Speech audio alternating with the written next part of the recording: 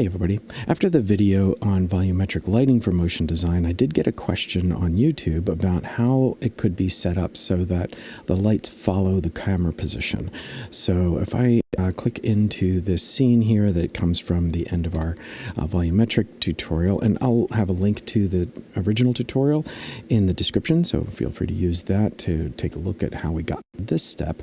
But the main thing it seemed like was being asked was if we take this camera and we move it, then the lights don't follow it, and kind of the God rays and the volumetric effects of those lights are off to the side. So what if we could set up in such a way that the lights follow the position of the camera, so they're always projecting toward the frame?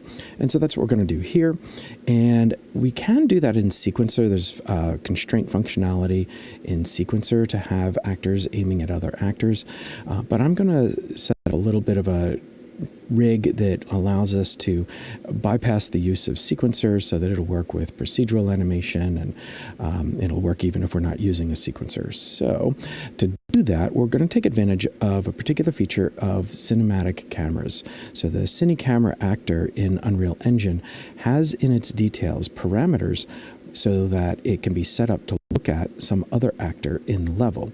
And so this is the functionality we're going to leverage. And to do that, we're going to create an additional Cine camera, one that won't be used for rendering, but just be used to aim one of the lights. So I'll go to Add to My Project and go to Cinematic and choose Cine Camera Actor. So here is this additional actor.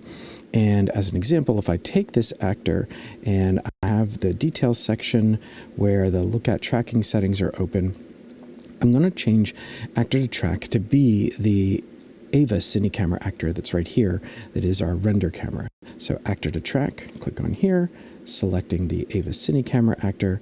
Nothing happens initially because we don't have the lookout enabled. And if I do enable it though, now this camera is looking directly at our render camera. And just another note is there is a relative offset. So if I use this, I can kind of change by an offset where that camera is looking, but I'm going to leave that at 000 for now. So with this setup, I'll deactivate it, and then holding the Alt key, I'm going to hold Alt and then click and drag away from the camera. So I used this X-axis move, and that gives us a second camera. And I'll use this second camera to drive this spotlight, and I'll use the original camera to drive this spotlight. So you see, I guess spotlight 2 is here. This is our original camera, and the other camera will drive spotlight 1. And so to set that up, what I'm going to do is take this camera in the outliner and drag it over the top of spotlight, I guess this one here, right? So that should be this spotlight, yeah. And with this camera selected in the details, I'm going to zero out the location and rotation offsets. So clicking here, I'll just do 0, tab 0, tab 0, and then tab 0, tab 0, tab 0, and enter. And now this camera is set up so that it is oriented to match this light exactly. So now I can actually right click on this camera and choose to, attach it to nothing. So attach to none, there we are. And so now this Cine Camera Actor is not attached to anything, but it is still aligned to that light. So now I can take that spotlight and drag it to that camera and release there.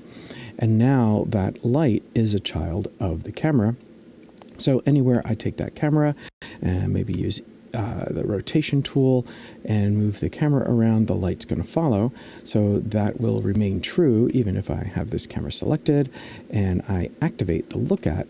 Now this camera is looking directly at our render camera, and therefore the light is projecting directly at that render camera.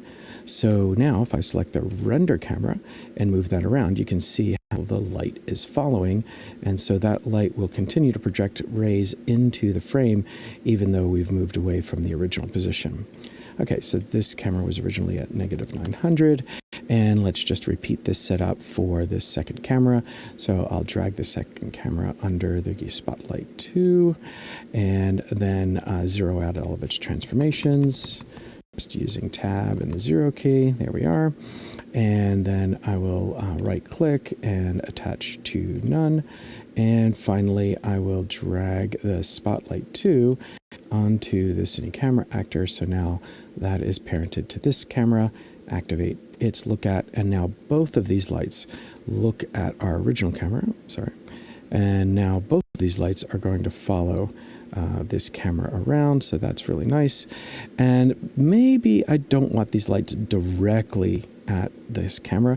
And again, I could use the offset values to change how they're aimed, but if I want to move these in a coordinated fashion, then what I'm going to do is create an actor that they can aim at that is elsewhere other than just this camera. So let me go into motion design mode, and I'll select 3D shapes and double click on sphere. And here is my sphere. I'll just move that into a position like this. And since this sphere is sphere 2, let me rename that aim target. There we go. Then I can use aim target as my look at actor to track for both of these cameras. So first camera selected, control select the second camera, and then I can select our actor to track and set that to aim target for both cameras, which are driving both lights. And so now I can select my Ava Cine camera actor, and I move that around, the lights no longer follow, undo. So to finish this setup, I will take the aim target actor and drag it so it is a child of the Ava Cine camera actor that is this render. So if I take the render camera now, that actor moves around with it, and so I have the ability to reposition this. Let's select that camera and pin its render. So now I can position this target so that I get a lighting effect that I want out of those lights relative to the camera itself. Something like this. Maybe push this a little closer. There we go. And finally, I want to make sure that I'm not rendering this sphere and maybe even hiding it. Now, the functionality for that is actually better implemented in the motion design outliner. I've been using the traditional outliner. So I'll just go to Window, Motion Design Outliner, activate that. And in here, what I'll do is select that aim target, and we have two open eye indicators. There's one for editor and one for render. So if I close the render eye, then here in renders, that sphere is not shown, but I still have it open in editor, so I can see it in my scene and easily select it and move it around, and the lights are impacted. So that's great, but if I do want to hide this in the editor as well, I can close this, and then Control-Shift-S to save everything. And that's the setup. So now I can select my camera and move it around, and the camera is still getting focus from the lights so that we get to maximize the use of those volumetric effects. So I hope this addresses the question, and until next time, have fun.